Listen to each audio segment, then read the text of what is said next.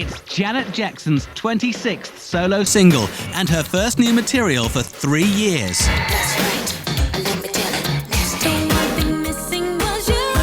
Run away with me, my love. Everywhere I go, every smile I see. Her biggest hit was in 1993 with That's the Way Love Goes. It got to number 2. That's the way love goes. And now Janet's back with a song from the soundtrack to Nutty Professor 2, The Clumps, in which she also stars.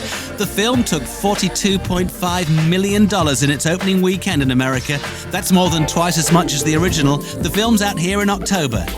You can hear Trevor Nelson talking to Janet Jackson next Sunday night, only on Radio 1. But today, she has her 11th solo UK top. This second highest new. Together again, there can only be one incredibly talented lady in front of me, Janet Jackson. Welcome to Radio 1. Thank you. You're also the inspiration for the title of our show, The Rhythm Nation, one of your former albums. Oh, awesome. We haven't heard much from you for the last 3 years. I mean, since your last album, Velvet Rope, but you're back with a hit single, Doesn't Really Matter. How comes? It's basically for the film Nutty Professor, and it's basically Denise's point of view, one of the characters in the film, Denise Gaines, who plays Sherman's love interest. Her point of view, how she feels about him, her unconditional love. She loves him for who he is, and he's a wonderful person. And seeing that and only that, not his outer appearance, but what's in his heart. So would you say you're a bit like that? You like people for what they are rather than what they look like and stuff like that? I'd like to feel that I am. I mean, I would, and I've always said in writing songs there has to be a part of myself, even though I wrote it for the film and the character and the storyline, but I feel as though she does. So. You were like a child actress, and obviously you've starred in some films, but the last movie you've been in was with Tupac, Poetic Justice, which was like almost 10 years ago. How come you haven't starred in any films since? I had gotten actually a lot of scripts. There was either a conflict in the scheduling, or the character was too much, or the script too much like Justice or Poetic Justice, or I just really didn't care that much for the piece. And when Nutty came along, I was actually in the midst of preparing for the next album, so I put all of that aside once I knew they were interested in me, and went ahead with that actually, and now I'm back in the studio recording the next album. So that was what took actually so long, really. Some were actually good scripts that I truly wanted to do, but there was a schedule conflict. In the music business, you know, black female singers do very well. They dominate their industry. But in Hollywood, for example, black actresses don't seem to have the same level of success. Do you know why that is? The roles that they are given, the scripts that they are given. So when there is something that comes along, it's like everyone. I feel that everyone clamors for that because we aren't given a lot of,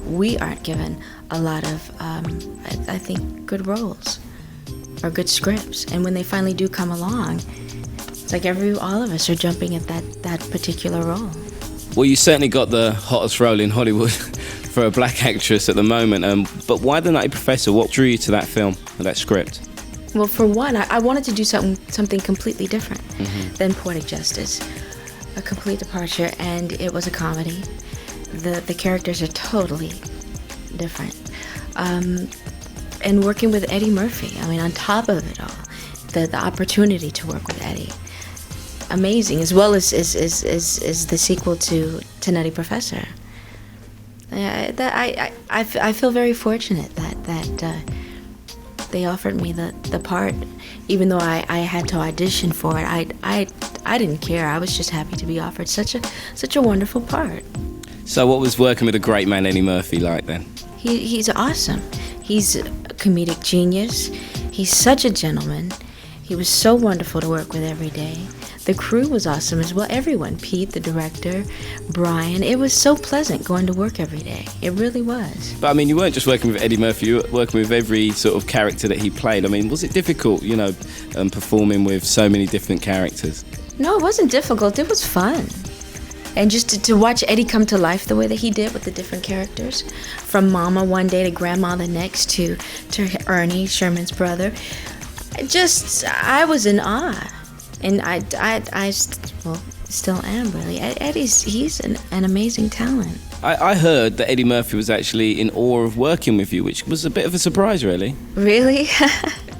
Eddie's always quiet around me. I see him joking with the crew guys and Pete, the director. And when he would come around me, he was very shy, very quiet. So I don't know. Maybe that has something to do with it. I saw him as shy, but everyone's saying no, Eddie's not shy, but he was quiet for some reason around me, and maybe that had something to do with it. So Janet, who is your favourite character in the film? Grandma. She's so full of fire. She's my favorite. She really makes me laugh. Well, I can't wait to see the movie. I haven't seen it yet. I'm sure it's a great movie, for a sequel anyway, definitely. But from the movie, what about your music? What about your new album? I mean, we're all waiting for a new album from you. You've had themes on all your albums in the past. Is this one going to have a theme? I'm only 3 songs in, and I always just write about what's going on in my life, really, which is always the theme, with the Velvet Rope to Control to Rhythm Nation. And I'm in a good space, so it'll be a good theme, I suppose. Well, we look forward to hearing that, obviously. If you're writing it and you're in a good space, that's always a good thing. But I remember speaking to you about the Velvet Rope the last time round, and it was a difficult time for you, wasn't it? Yes. My lessons, my life's lessons, I guess, or my life lessons.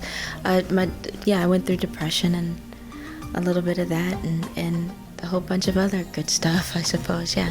Yeah, it was very brave of you to actually talk about how you felt during the making of that album and your depression you were going through, because a lot of superstars and celebrities don't actually come clean about things like that. Why do you think that is? No, I think they feel that people will view them as crazy. Well, I didn't have anything to lose. People view me as crazy. I'm a Jackson. They think my whole family's crazy. No, but whatever's going on in my life, I always write about it or talk about it. So I should say write about it. So and that's what the albums have always been about, with control, taking control of my life and changing management and not being with my father anymore, and with Rhythm Nation and socially conscious issues and discovering that part of my life. And then also that those were things that I had done in the past, but not to the magnitude that I wanted in helping. So I talked about it in hopes to be able to help other kids, other people, and for them to reach out, or if they needed help, to let them know that they're not alone and there are people there for them. Cool. I mean, have we got any exciting collaborations ahead? Like, I know Puff Daddy's been after you to produce you and stuff like that, but have you got any collaborations like someone like Q-Tip again? We haven't talked about it. Or who knows, maybe.